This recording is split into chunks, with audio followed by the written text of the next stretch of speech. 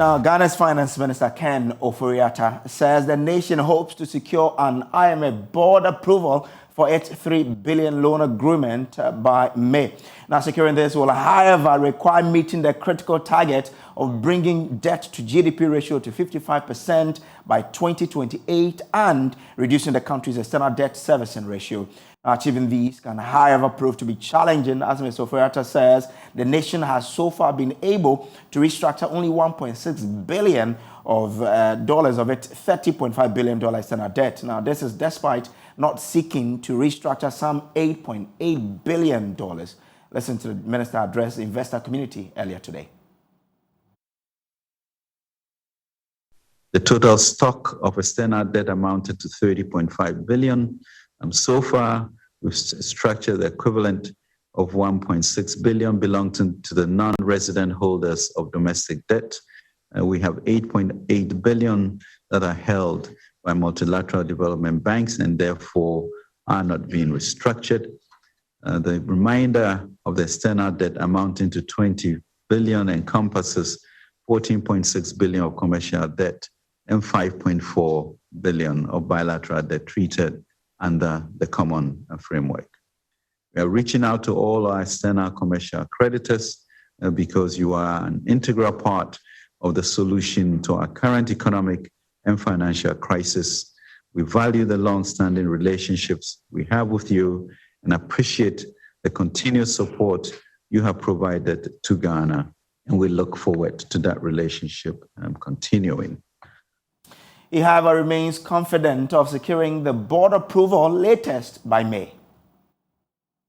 I look forward to the discussions with our international bondholders and other external commercial creditors to work towards a solution to attain the type of stability that will be required for us to create a better future for all of us. We do at this time expect IMF board approval in May at the latest and contemplate a rapid negotiation of a memorandum of understanding with our official creditors. Now, Mr. Ofori-Atta says the aim is to achieve economic stability through the IMF program. So our prime objective is to restore public debt sustainability and ensure a full financing of the program. Two key conditions for the IMF board to approve the program and proceed with a much-needed financial disbursement under an extended credit facility.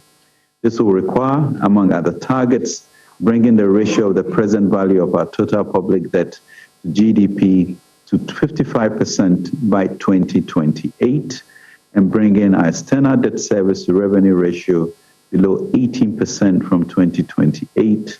This will also require securing enough financial assistance from our development partners to meet our gross financing needs over the period of the program. This will be of paramount importance to ensure that the IMF program is fully funded. Now we're joined via Zoom by JoyNews business editor George Weafe, who is in the Washington, D.C. monitoring event for us. Now, George, this afternoon's press briefing was targeted at getting commercial creditors to the negotiation table. Were they convinced by the finance minister's presentation?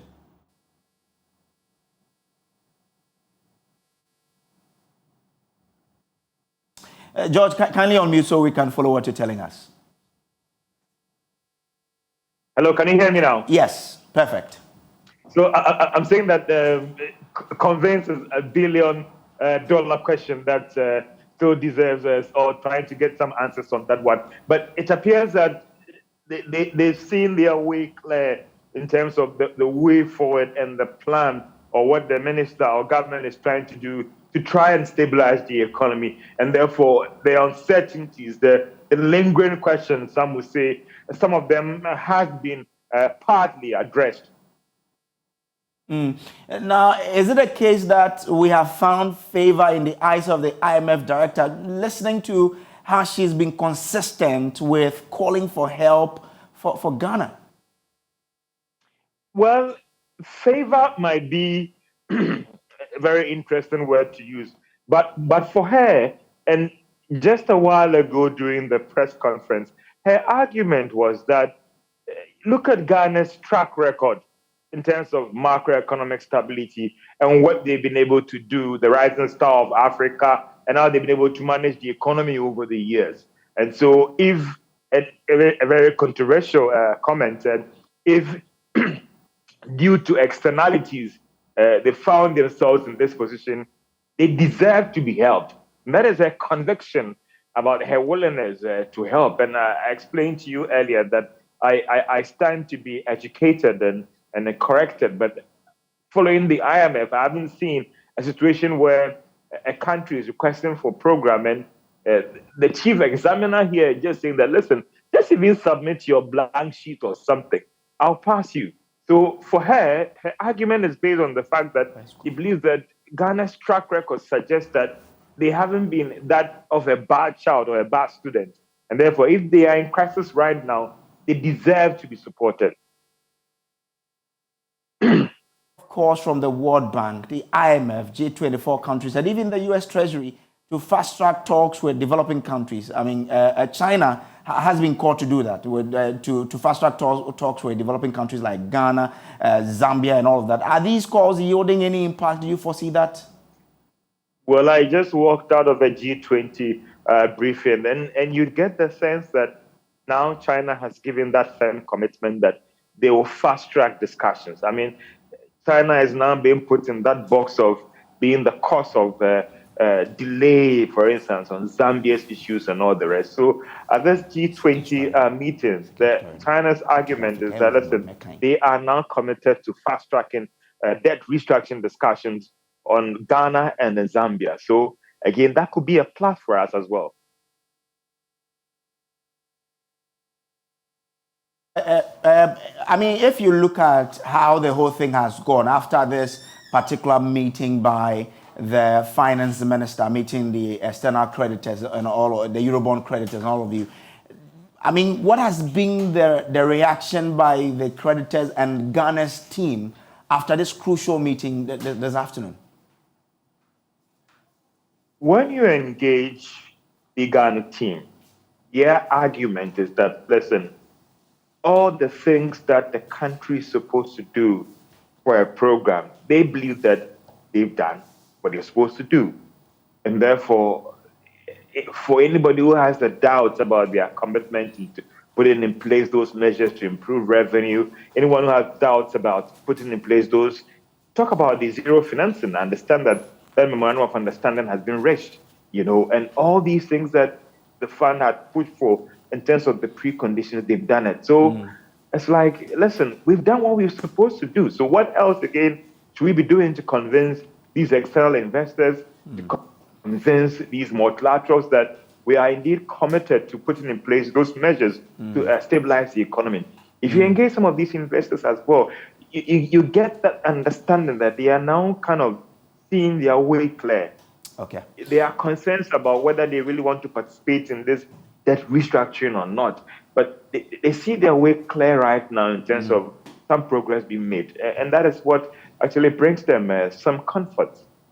George, we're grateful for joining us all the way from Washington, D.C. George Wefe is monitoring that IMF World Bank Spring meeting currently underway in Washington, D.C. Now in studio, research and data analyst Isaac Kofi joins me in studio to help us break down all of this. Now, Kofi, how much of our external debt are we hoping to restructure?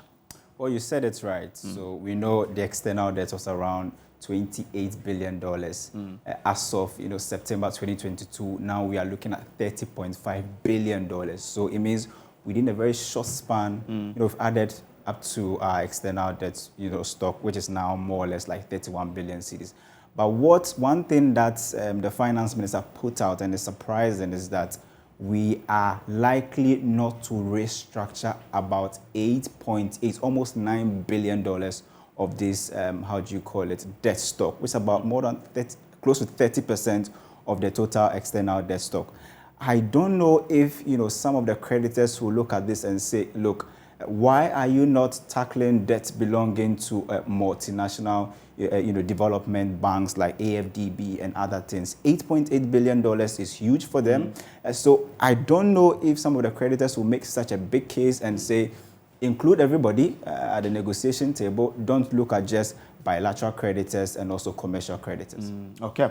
Now, we also understand the finance minister spoke about the IPPs in terms of how much we do owe them. How much do we know in terms of that particular category of our creditors? So the finance minister gave the update. It's close to $2 billion, $1.6 billion is what we are talking about.